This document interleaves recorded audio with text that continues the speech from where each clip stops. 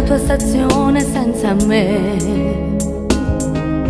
In quelle valigie piene hai portato tante cose, ma se guardi bene ci sei solo te.